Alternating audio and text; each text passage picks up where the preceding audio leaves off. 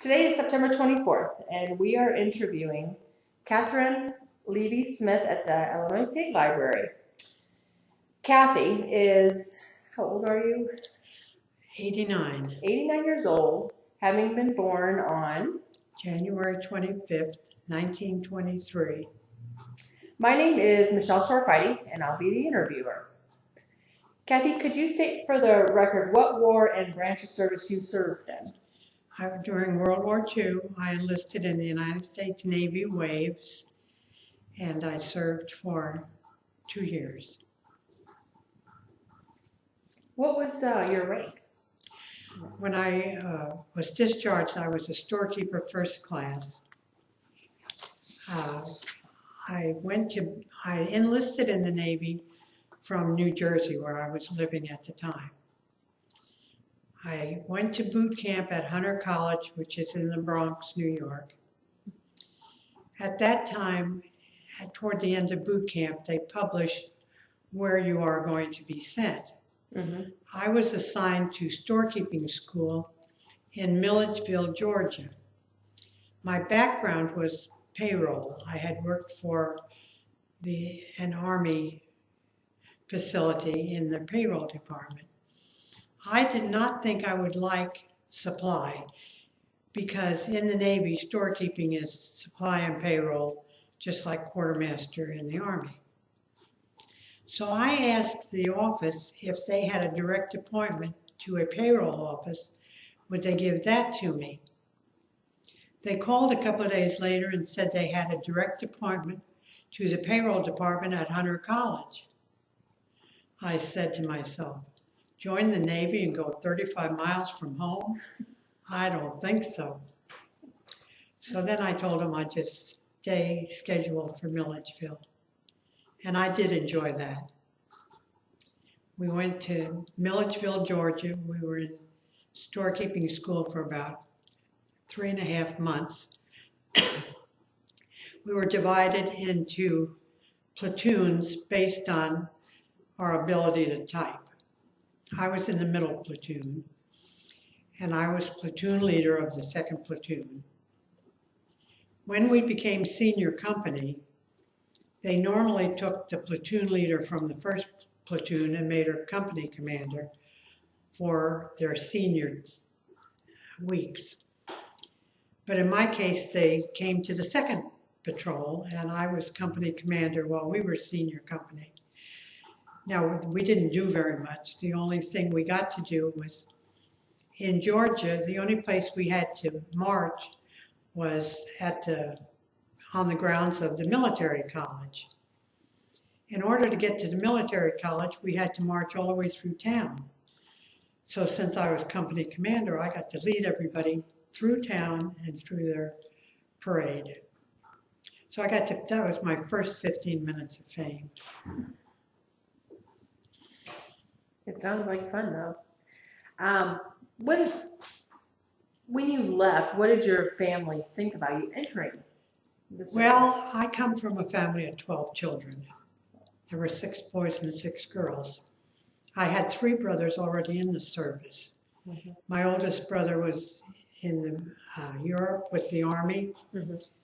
My brother, just older than me, was with the 1st Marines on Guadalcanal, and he was awarded the Silver Star. My brother, just younger than I am, was in the Air Corps and was a radio man on a B-25.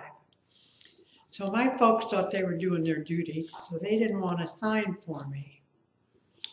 So since I couldn't join till I was 21, that was put on hold. And then when I became 21, my friend and I that was going to join with me, we kind of put it on the back burner. But then one day we decided we were going up and enlist, and we did. Then they called her 2 weeks before me, and I never saw her while I was in the Navy. What did you do before? You said you were 21. I worked in the payroll department for Fort Monmouth in New Jersey, which is where I met my husband. How did you adapt to the military life? Well, before I went in, you hear a lot of stories. People say, well, what are you going in the service for? That's not the right kind of people. Guess what? People are the same everywhere. Because the people we were working with, a lot of them were from all over the country because they would move there while their husbands were stationed at Fort Mama. Mhm. And so you had a mix of people in your office the same way you did in the Navy. And I've found that throughout my life to be true. People are pretty much the same no matter where you go. Now, you didn't see any type of combat. You stayed in No, the States. actually, in World War II, the primary reason for a woman to join the service was to release a man for combat. Now, you could apply for overseas duty, which of course I would have liked to have done. But in order to do that, you had to be out of any kind of service school for at least 8 months. By the time I was out 8 months, then D-Day had already happened. And so we knew that the war would be winding down. Mhm. So they weren't allowing anybody else to sign up. And most of the people that went overseas during World War II were women that were in nursing or the hospital corpsman, that type of thing. Right, right. So when you were in it for 2 years, you said, did you do any traveling in that time, Well, or did you get to go? We just went from boot camp down to Georgia. Mhm. And it was funny, when we were in school in Georgia, we were using facilities that belonged to the Georgia State College for Women.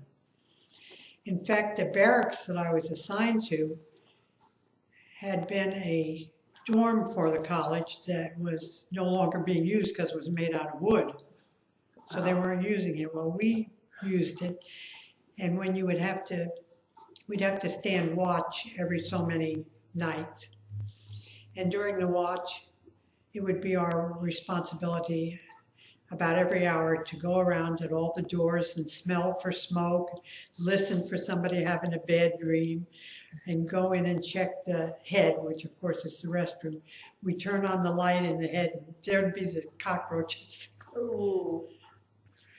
Because they come out at night. But do you know, and that was in 1944, and my husband took me on a trip right around 1990, and we went to Milledgeville, and that building is still there, and the school let me go in and tour the building and remember what it was like when I lived there. Well, I bet that brought back So some that memories. was neat. Yeah. Did you make any close friends while you Oh were yes, there? when we were in San Diego, we lived in real long barracks, and they were separated by cubicles. Each cubicle had a double bunk, in an E shape like. And my best friend and I bunked together. Unfortunately, she committed suicide not too many years after we were out of service. But one of the girls in our cubicle is from Chicago, and I still keep in touch with her.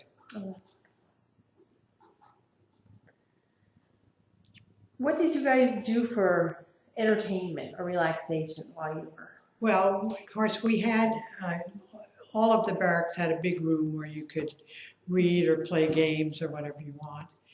And so we did that. But my friend Louise, she and I were both into art and into music, and we traveled a couple of times to LA, once to go to an opera and things like that, and an operetta at the St. Louis Zoo where we knew some people. But most of the time we just bummed around, visited with each other. There was a place across the road from the main gate, which we called regimental headquarters. And of course, you could get beer there or coffee or, food. And we spent a lot of time there. We'd go to the beach now and then. We had a saying on the base at San Diego, are you married or do you live in Ocean Beach? So times haven't changed too much. No, they haven't. Do you recall any particular humorous or unusual events? I mean, anything that... The only thing that would think would be really unusual is the fact that when we heard about Roosevelt's death, they had a service on the parade ground, and we all had to, be out there in formation, and then the commander of the base talked to us a little bit. But that was about the only unusual one. I did experience being in San Diego during Navy Day, which is the 10th of October or something, I don't know, the anniversary of the Navy. And all the ships were in, and there were sailors everywhere. I bet. What was the food like? Well, I can't remember the food I don't recall the food at boot camp at all. In Milledgeville, we were lucky because we ate in the cafeteria where the college kids ate, and they had Southern cooks, and they could cook. So we had excellent food there. And one reason we ate all our meals on the base was because at that time Georgia had undulant fever. We were only allowed, excuse me, to eat in places that had a sign in the window saying it was approved by the Navy. And even then, we were not allowed to buy anything made with milk, iced cream or a glass of milk or anything like that. Why is that? Because of undulant fever. Oh, okay. And then when I went to San Diego,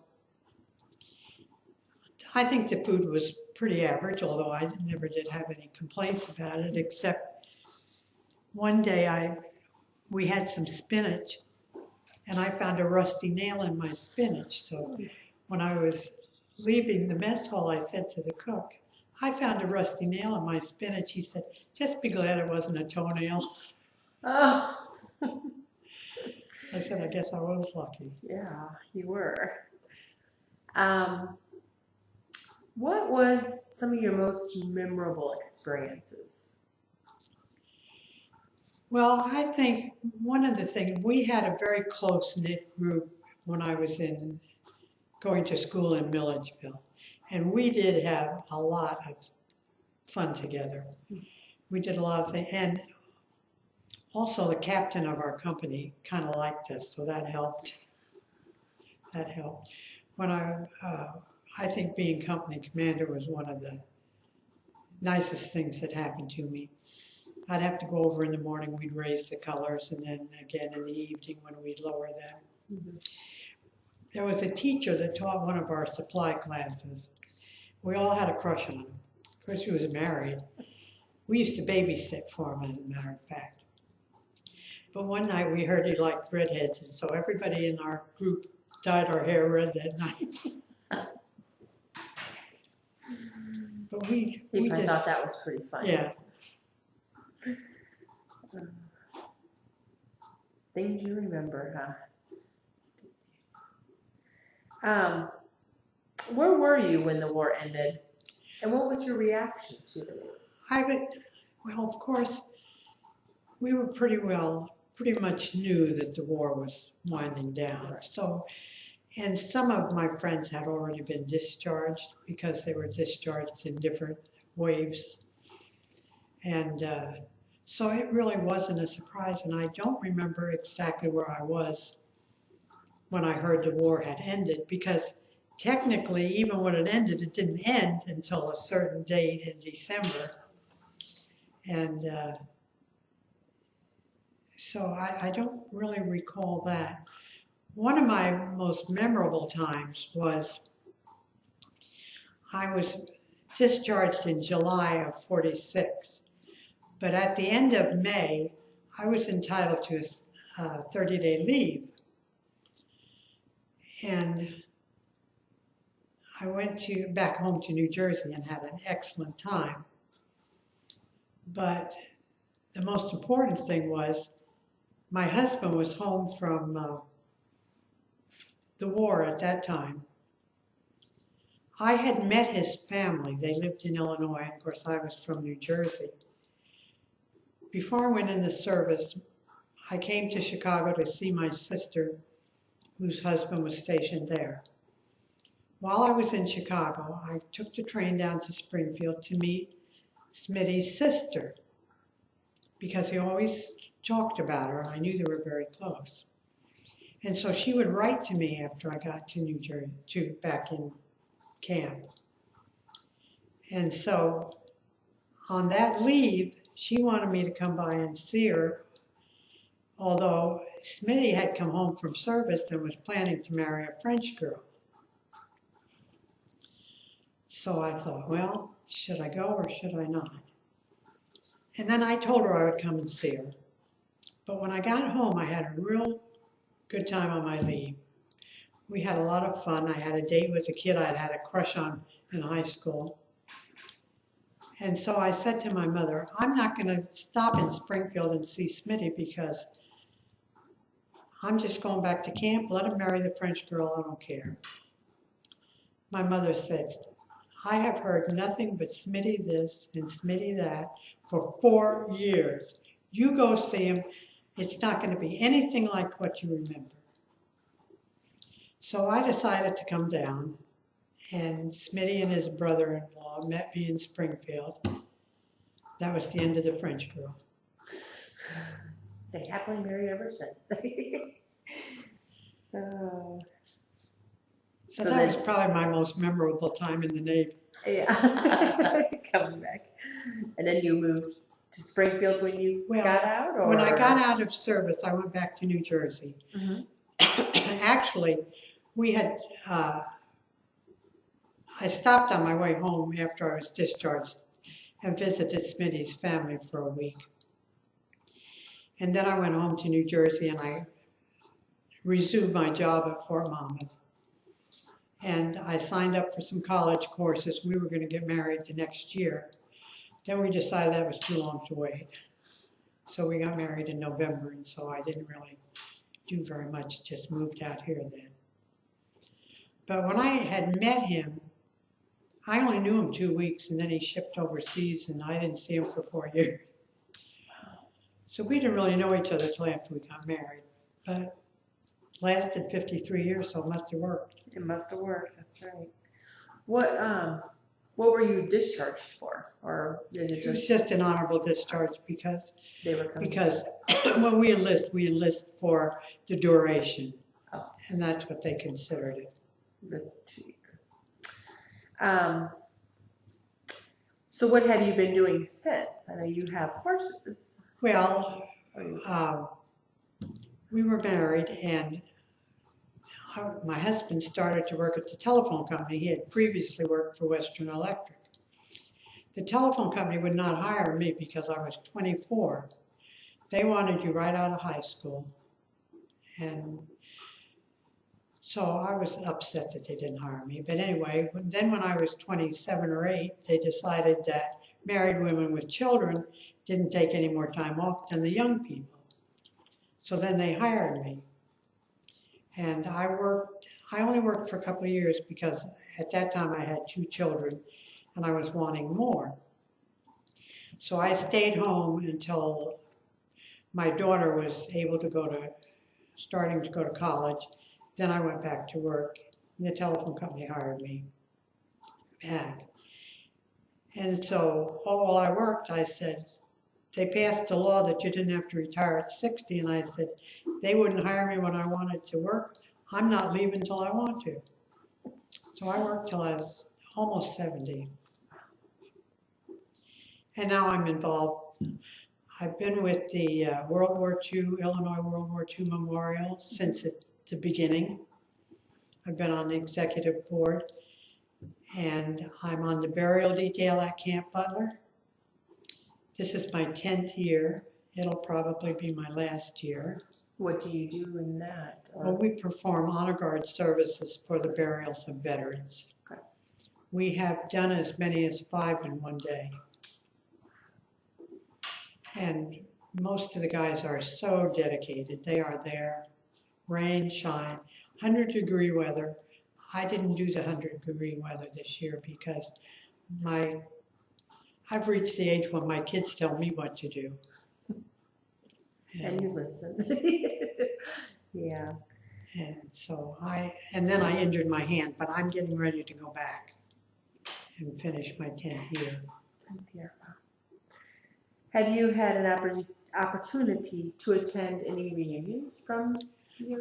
I was here at the Wave reunion. Mhm. I can't even remember when it was now. Jean Goretzky used to be part of the burial detail. She's in a nursing home now, but she was very active in the Waves. And so she also got me interested in the burial detail. But the Waves there's no longer anybody to come to the meetings, so they don't hold meetings anymore. Do you do it through internet at all, or keep together? Or? Well, I kind of check on GD, that's about all. How has your service and experiences while in the service affected your life? Well, I think that it has helped me. At the time I went in the service, I looked at it as an opportunity to get an experience similar to college when my family could not afford to send me to college. Well, I probably didn't have the grades to go, let's be honest. But I really looked at it as that type of an experience, and it really was. And I think it has given me a lot of more 15 minutes of fame, because I've been interviewed a number of times, and I've been selected to be in the paper during Veterans Day, when they used to have that Heartland, and different things like that. And SBC, I worked for the telephone company, so SBC sent me to Washington for the dedication of the World War II Memorial, and that was a big plus. That was really nice. And of course, the honor flight was another experience that made me feel more important than I really am. It just was very, very nice. I think it has paved the way for a lot of things that have come my way in my life. What life lessons did you learn from service? Well, I don't. One of them is, as I said before, people are the same. I don't care where you go, you're going to meet some that are nice and some that aren't so nice, and you just try to get along with everybody. But I think more than just being in the service, the fact that I lived through World War II, because at least 2 or 3 of those years I was not in the service, I was on the home front, and everybody was at war. And it was such a different experience. Everybody seemed like they pulled together more, and they were more accommodating. All you have to do is have somebody crash a line at the supermarket and everybody comes unglued. Back then, people were a lot more patient. They put up with a lot more things. And I just think that that's probably one of the biggest experiences that I got out of World War II.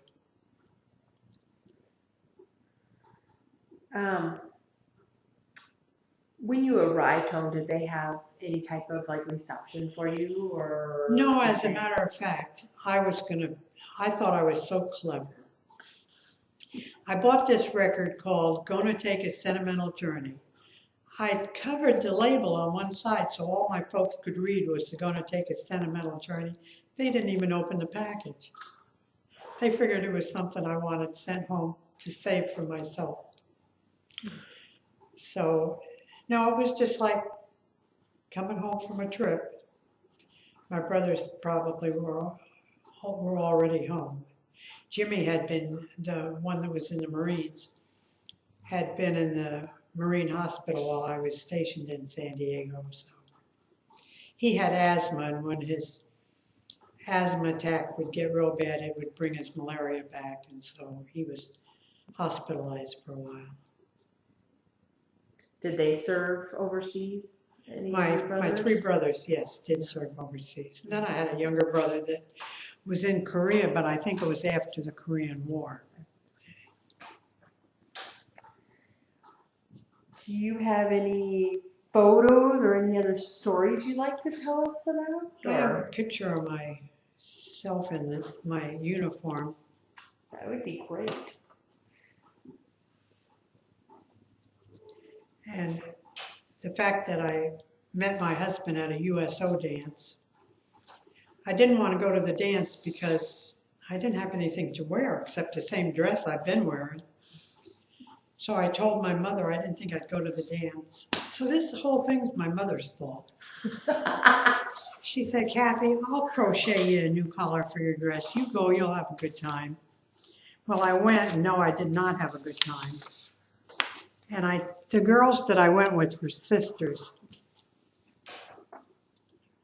And they, It's a copy of the picture. yeah, they Okay. had, you can have that one because I've got copies at home.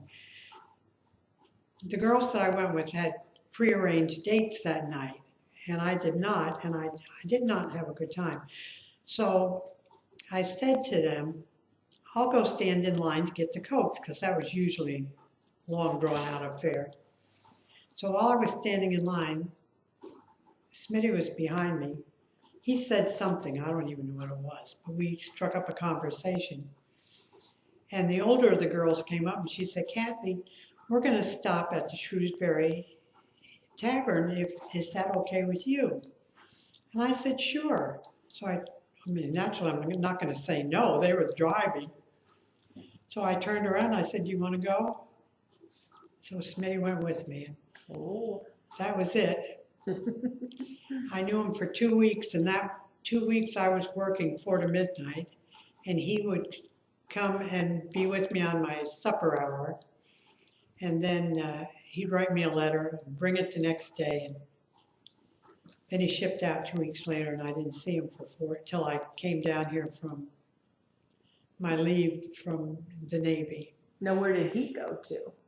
He had been over in North Africa and France, and he left from San Francisco and went around the world and was in Egypt and England and France and Wales. Did you guys keep in contact by letter? No, because I'm Catholic and he was not. And when he went home for leave just before he went overseas, his aunt that raised him said to him, Smitty, that's never gonna work. Forget it. So he didn't even write when he was overseas. But you kept in contact with his family. With his family. It was meant to be. I guess so. Let's see here. Do you have any other last comments or any? But only that, it's hard for children today to realize what life was like during World War II, because that was before we had interstates. It was before television. I mean, the kids today can't imagine anything before cell phones, let alone before television. And you had kids that lived in a rural area that probably hadn't been 100 miles from home, and now all of a sudden they're half a world away. That's a big culture shock. And so it was very, very difficult. And then also, today, and of course I realized that today's wars are worse in a lot of ways than ours, because the enemy looks just like the person that's friendly. So how do you know who's who?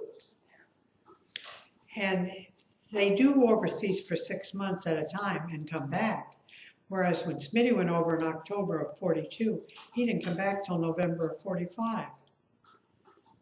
And then you didn't know till the last minute when you were coming back at all. And also that was probably one of the last few times where you fought close up, where you had a foxhole, where there was combat. You could see the enemy across the field. Now they have some of that. They had that in Vietnam and some of it in Afghanistan. But by and large, if you're in the Navy, you're on a ship out at sea and the missiles are going computerized to their destination. So it's a little different. Yeah. It is hard for the kids. When I was telling them, one thing I liked about being stationed in San Diego, it was always cool in the evening. So even in the summer, we wore our seersucker uniforms in the daytime, but at night we could put our suit on, which was much more dressy. And the kids would say, "What's seersucker?" Because they don't make anything out of that anymore. But it was interesting, and when the youngsters were interviewing me with the World War II Memorial, they wanted to know what the women did in the war, and I said, well, their primary reason for going to war was to release a man for combat. And the only combat I had was hand-to-hand on dates. But you helped.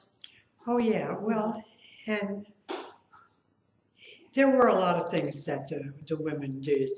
The men, you really didn't need a man to order supplies or to check the supplies and see if everything is neat, if you have what you need.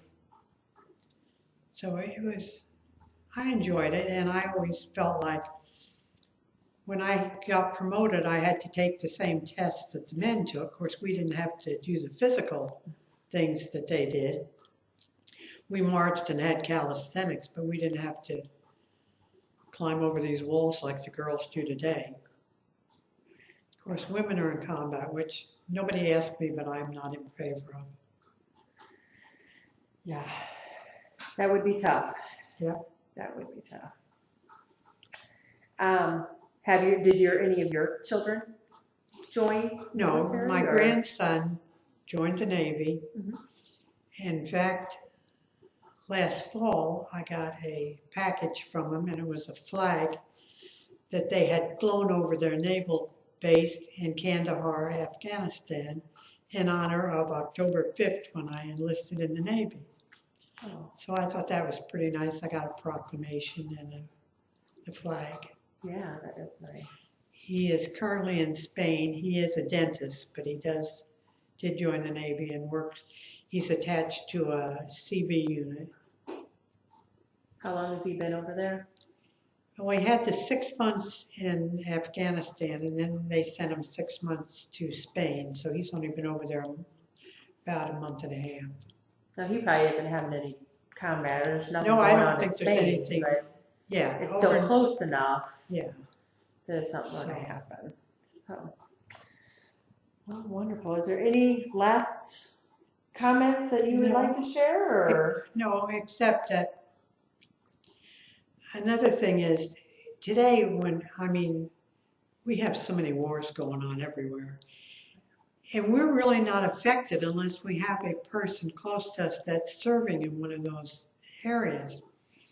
But in World War II, everybody was at war. We were collecting tinfoil out of cigarette packs. We were collecting grease.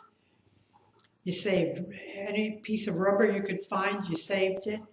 And we planted victory gardens. We did without meat on Tuesday, and being as Catholics, we went without it on Friday also. You never went anywhere unless there were more than one person in the car. I mean, you wouldn't take the car for any reason because there was gas rationing, sugar rationing, meat rationing. Mhm. And it was just that there was a lot more closeness because everybody was involved in the same project. I know where I lived in New Jersey, we had some areas where they would have small businesses that manufactured like women's underwear. Overnight, they started manufacturing uniforms. The government changed them, and it just seemed like it happened overnight. They had a lot of regulations out. If a manufacturer was making women's clothing, they could not have a hem more than 1.5 inches. They couldn't have any cuffs on the sleeves. And there was a lot of regulations like that we don't even think about today. Right. True. Okay. Of course, I think most of our generation that was in World War II had just also been in the Depression. So there was a lot of closeness there everybody was undergoing the same experiences. And I think that's what made our country as close together as it was at the time. That's true. Because you don't really see that too much. No, you don't see it today. As much as you did then. Well, I'm out of questions. Okay. Is there anything else that you? That's about all I can think of. Well, I want to thank you for your time and for your service to our country. Well, you're quite welcome. Quite welcome.